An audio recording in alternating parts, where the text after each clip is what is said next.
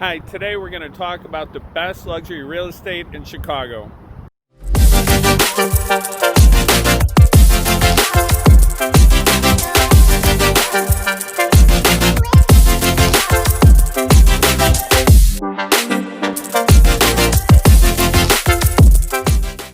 Hi, I'm Paul Gorney. This is my Chicago Luxury Living channel. I'll have a new video out every week. You can hit the subscribe button below to get notified of that every week. I'll have everything on Chicago luxury properties, Chicago luxury living, greatest places to live, locations, and just everything in general in Chicago. Born and raised here, work with a lot of our professional athletes and business leaders, very active in the luxury market, and definitely have your back if you ever need anything. Call, email, however you want to do it. Text me, Facebook.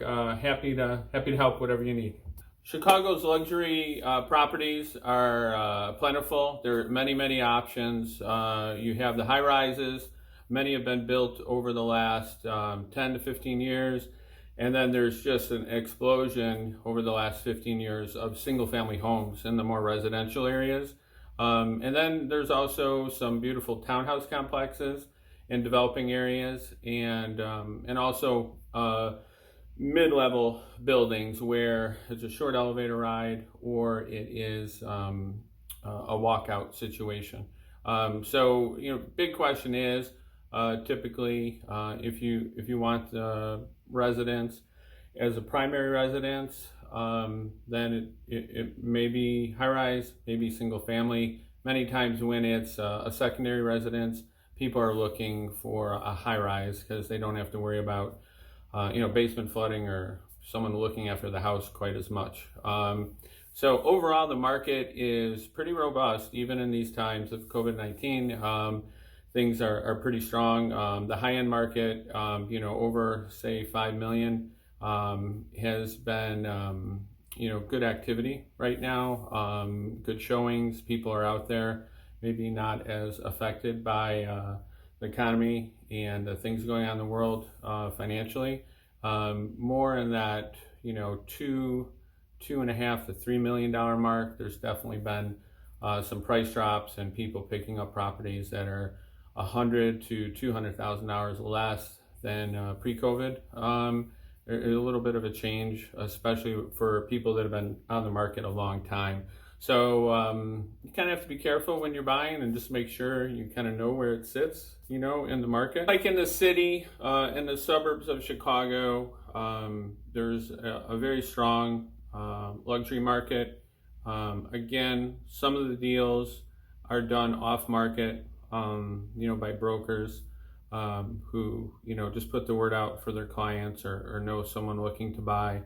In the closest areas to Chicago, which would be Evanston, Wilmette, Winnetka, Kenilworth, Glencoe, all the way up to Lake Forest. These are all along the lakefront, to downtown Chicago. And it's a whole different lifestyle typically, a lot more space.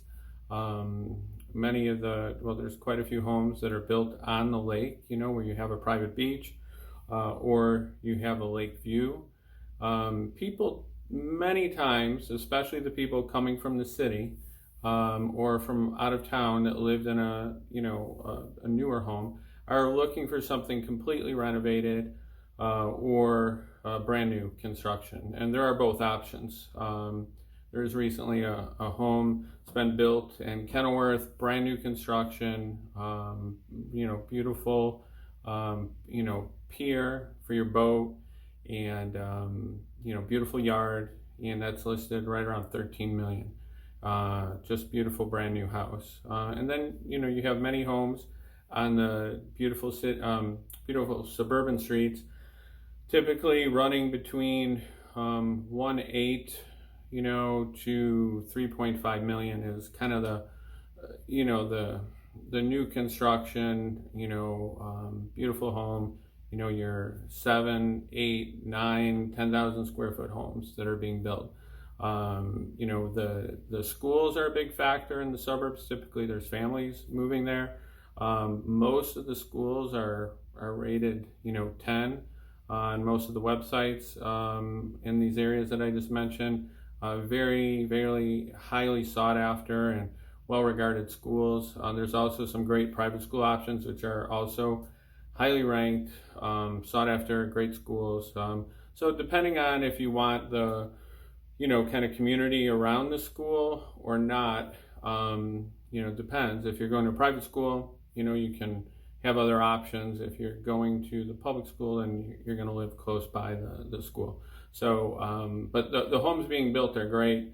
There's builders that have been building 10, 15 years on the North Shore of Chicago that are just putting up homes on a really good pace, regular basis. With some of them, I've sold a number of them off market, never hit the market, just matching up the right person with the homes. So the demand's good. Demand's very good, and the resale's been pretty strong. But once in a while, someone will buy a home, keep it for 5 to 8 years, kind of right where maybe it doesn't have the latest and greatest finishes anymore, and so they could take a little bit of a hit when they're competing against the latest and greatest homes that are being built right then. So you got to keep that in mind and kind of be realistic about prospects for the future when you're looking at homes like that. Many of the suburban communities that have a great luxury market and great options are away from the lake as well. So they're very similar to the options on the North Shore along the lake, but they're west, which is away from the lake. So you have Hinsdale, Burr Ridge, for example, River Forest, and many of these areas have a lot of newer construction, but some of them, like River Forest, have some beautiful historic homes that have been renovated on just very large lots with swimming pools and so forth. So there's some great options, and they really run along the expressway right to downtown. So you don't have the lake access, but you have tremendous schools, tremendous community, easy ride in to downtown, maybe a little bit longer, but you can get a train or a little bit longer ride in, but it's a pretty direct shot. So, it's just a matter of location to work for people, or if they really are attached to being at the lake or not. Also, you have Barrington, which has horse country, and, they have, you can buy a property that has room for horses. You get much more acreage out, it's further west away from the city, but just incredible beauty, some hills, and an incredibly beautiful place to live. Just the biggest thing is proximity to the city. So if that's important to you, people typically stay a little closer in. If you can deal with that or you work from home, there's a lot of advantages to the property out there. The market is a little bit softer out in Barrington. Some of the newer stuff sells well, but it can be peaks and valleys a little bit. It's a little bit softer as far as things selling quickly. You have some longer market times, and typically some things will sit and have multiple price reductions and sell a little bit less once in a while.